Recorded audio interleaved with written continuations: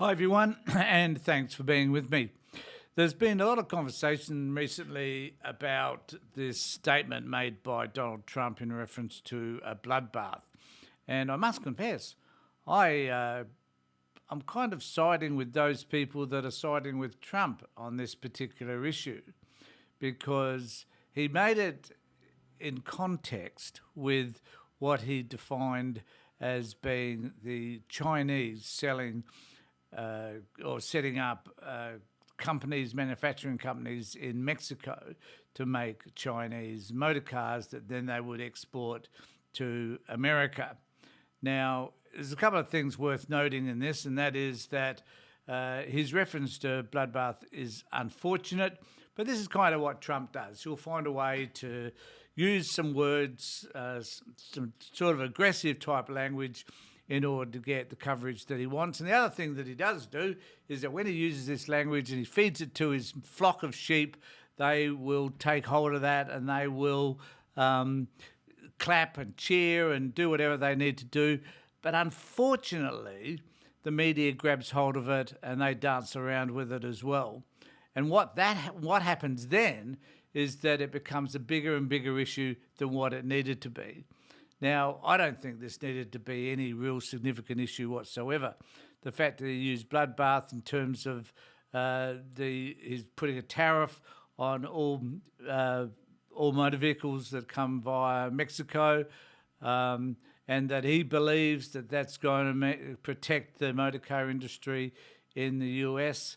That's kind of a relevant point to some extent, except for the fact that the number of jobs that have grown in the motor vehicle industry in the US has been quite extraordinary under Biden, I believe.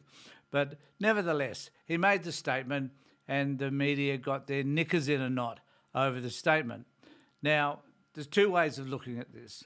Number one, he made the statement and he did it in reference to the issues around vehicles coming from Mexico. And if we just see it in that context, it's an unfortunate word, but one can understand what he was endeavouring to say, as inaccurate as his statement was. But on the other hand, he does use language which is there to inflame his base, to get them motivated, to get them hating the establishment, hopefully getting them to vote for him, which they probably would regardless of what he says. He doesn't seem to accumulate any extra people as a result of that, but it does get his base fired up, and this is a good thing for him, particularly at his rallies, which are about an ego boost. It's about feeding his narcissistic tendencies. That's what he does. So what I thought I'd do was on Planet America, which is an Australian program produced by the ABC, they talked about this and they gave a really in-depth account as to actually what this was all about. And I thought it was a good analysis of what was happening with regard to the bloodbath statement and how the media got themselves their knickers in a knot.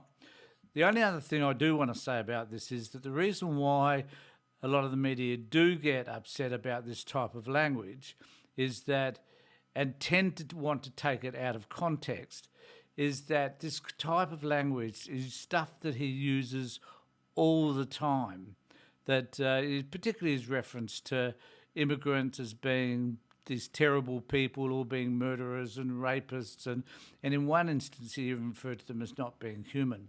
So there's a lot of this type of inflammatory, I think unnecessary rhetoric, but rhetoric which fires up his base. So I get all of that, take it in for what it's worth, and I guess some of the media were complaining that this type of rhetoric really is unhelpful and that it says a lot more about Trump in terms of his autocratic tendencies, and and the stuff around wanting to increase tariffs and this sort of stuff, still not understanding that simply, if a product is brought into the country and they put a tariff on it, it doesn't harm the country or the organisation from overseas, apart from the fact that it might limit the sale of their products because they become expensive when they get to that country. So it's, but I don't know whether he quite understands that concept himself.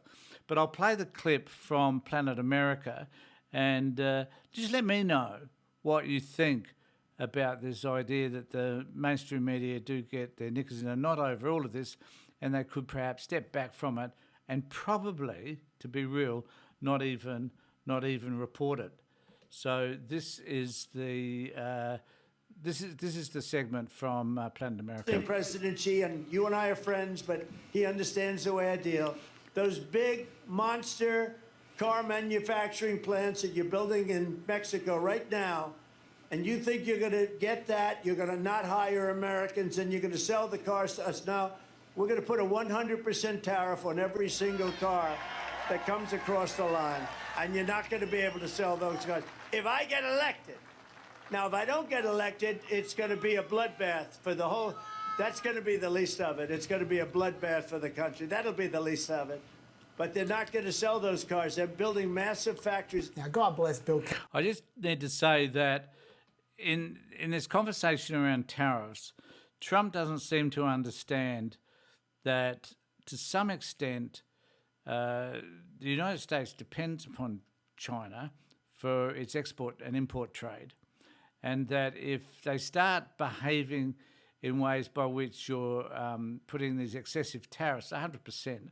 You know, someone said that for a ute in the United States, that would cost, that ute would cost an extra $40,000. They are making a lot of these cars in the US themselves. The BMW get made there, Toyota, of course, get made in the United States. So you kind of do got to wonder what he's talking about. It's just about, I think, trying to talk tough and trying to let the other countries know how tough he actually is. But then what could happen is that that particular country, for example, China, could choose to place tariffs and restrictions on goods that are sent to China. And there's a lot of them. China's, particularly when they're importing oil and importing uranium and importing coal and those sort of products. So we know that at the end of the day, the Chinese would retaliate and punish the United States for that. But Trump isn't capable of seeing any of those sort of ambiguities, I guess. Cass, he was saying, he's arguably talking about an economic bloodbath. He's very obviously referring to an economic bloodbath, in my view, affecting the car industry. Now, maybe you disagree with me. If so, you should consider joining the Biden-Harris Rapid Response Team, who rapidly pumped out that totally contextless 9-second clip that we played before. And then they rapidly misled people even more with a press release that declared Trump said there'd be a bloodbath if he wasn't elected, that he doubles down on threats of political violence, and that he wants another January 6th. No. I think, and I agree with him here, that really this is not what Trump was talking about. But I do believe that there's a genuine fear within the Democrats and those on the other side to Trump. We won't call them left, but whoever is on the other side who doesn't, because Cheney is not a person who's left of politics, but certainly those people that are anti-Trump would latch on to some of this language and start to interpret it as a sense of doom in relation to the United States. Now, even though I do subscribe to the idea that perhaps a Trump presidency would be unhelpful for a variety of reasons, all of them I've talked about before, and we see on mainstream media all the time, apart from Sky News, who tend to want to celebrate the fact that Trump may win this coming election.